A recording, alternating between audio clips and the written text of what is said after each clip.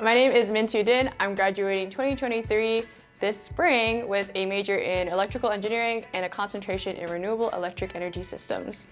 I'm Cassidy. I am graduating spring 2023 and my major is computer engineering.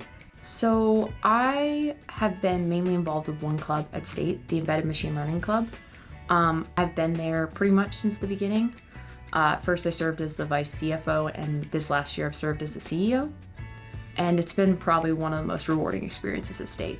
I am a Goodnight Scholar. I also am a co-founder and a coordinator for an Asian American umbrella organization called Crane Collective.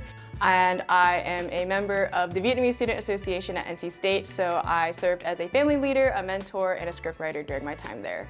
I think being a woman in ECE has been a wonderful experience. For me, it started during my first circuits class. I met two awesome people, Namrata and Cynthia, and we really got to become great friends over the time and take circuits together, and it was such an awesome experience. And also, Cynthia was the founder of Women in ECE, and I was able to meet a lot of wonderful people that also identify as women and non-binary folk in the major. I've had a lot of supportive friends, and I've made great paths along the way throughout my time at NC State because of the women that I've met in ECE.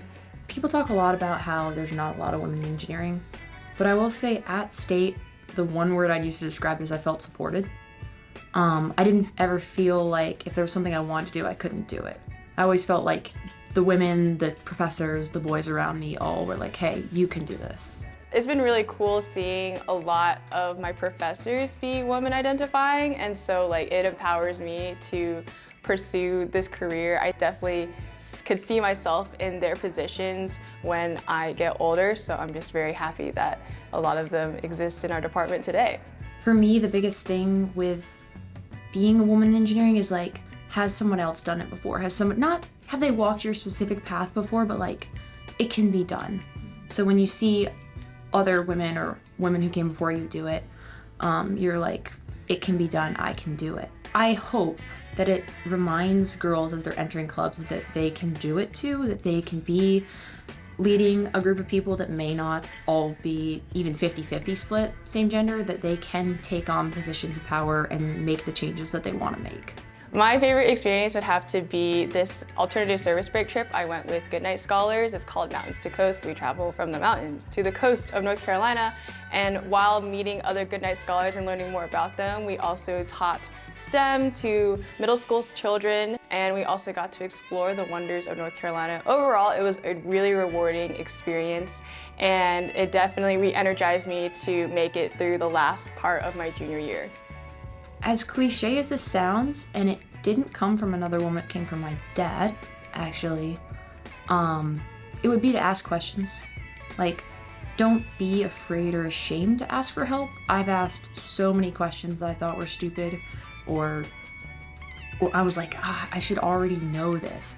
But the truth is, there's someone else out there in that class that's also thinking the same question. It may be another girl, it may be another person.